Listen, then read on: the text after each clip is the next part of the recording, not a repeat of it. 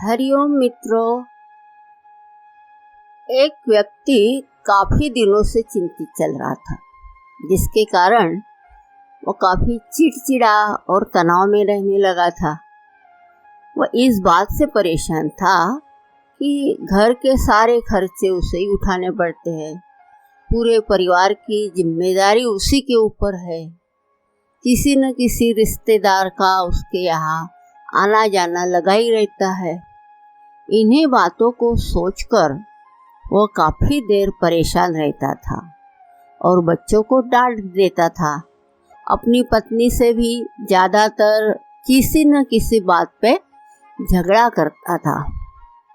एक दिन उसका बेटा उसके पास आया और बोला, पिताजी मेरा स्कूल का होमवर्क करा दीजिए। वह व्यक्ति पहले से ही तनाव में था। उसने बेटे को डांट कर भगा दिया, लेकिन जब थोड़ी देर बाद उसका गुस्सा शांत हुआ तो वह बेटे के पास आया और देखा कि बेटा सोया हुआ है और उसके हाथ में उसके होमवर्क की कॉपी है। उसने कॉपी लेकर देखी और जैसे ही उसने कॉपी नीचे रखना चाहिए, उसकी नज़र होमवर्क के टाइटल पर पड़ी। होमवर्क का टाइटल था, जो चीज़ें हमें शुरू में अच्छी नहीं लगती है लेकिन बाद में वे अच्छी ही होती है। इस टाइटल पर बच्चे को एक पैराग्राफ लिखना था, जो उसने लिख लिया था। उत्सुकतावश उसने बच्चे का लिखा पढ़ना शुरू किया। बच्चे ने लिखा था, मैं अपने फाइनल परीक्षा को बहुत धन्यवाद देता हूँ, क्योंकि शुरू में तो ये बिल्कुल अच्छे नहीं लगते, लेकिन इनके बाद स्कूल की छुट्टी आ पड़ जाती है। मैं खराब स्वाद वाली कड़वी दवाइयों को बहुत धन्यवाद देता हूँ, क्योंकि शुरू में तो ये कड़वी लगती है, लेकिन यही मुझे बीमारी से ठीक करती है। मैं सुबह सुबह जगाने वाली उस अलार्म घड़ी को बहुत धन्यवाद देता हूँ, जो मुझे हर सुबह बताती है कि मैं जीवित हूँ। मैं ईश्वर को भी बहुत धन्यवाद देता हूँ, जिसने मुझे इतने अच्छे माता पिता दिए हैं, क्योंकि उनकी डांट मुझे तो शुरू में बहुत बुरी लगती है, लेकिन वो मेरे लिए खिलौने लाते हैं, मुझे घुमाने ले जाते हैं, मुझे अच्छी अच्छी चीज़ें खिलाते हैं और मुझे इस बात की खुशी है कि मेरे पास पिताजी है, क्योंकि मेरे दोस्त सोहन के पास तो पिता ही नहीं है। बच्चे का होमवर्क पढ़ने के बाद वह व्यक्ति जैसे अचानक नींद से जाग गया हो। उसकी सोच बदल सी गई। बच्चे की लिखी बातें उसके दिमाग में बार बार घूम रही थी, खासकर वो आखिरी लाइन। उसकी नींद उड़ गई थी।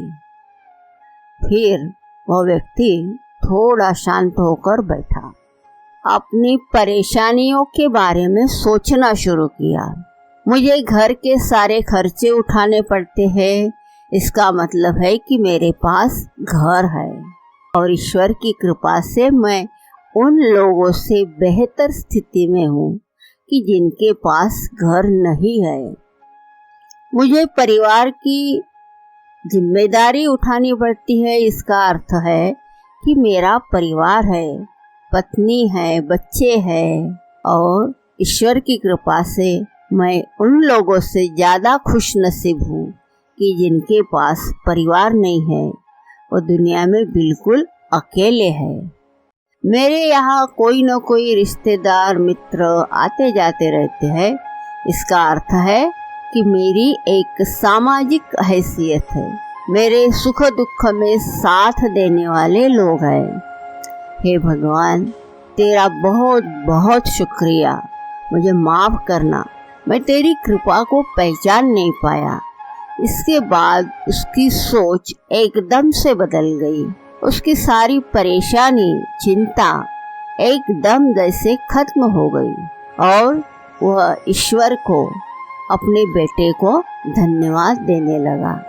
मित्रों, हमारे सामने भी जो भी परेशानियाँ आती है, समस्याएं आती है, कोई प्रतिकूल परिस्थितियाँ आती है, तो हम जब तक उसको नकारात्मक दृष्टि से देखते हैं तब तक ये सारी समस्याएं हमारा पीछा नहीं छोड़ती है।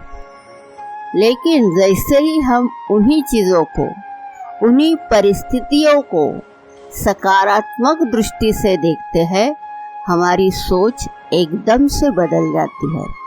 सारी चिंताएं, परेशानियां, सारे तनाव एकदम से समाप्त होते हैं और हमें मुश्किलों से निकलने के लिए नए नए रास्ते दिखाई देते हैं।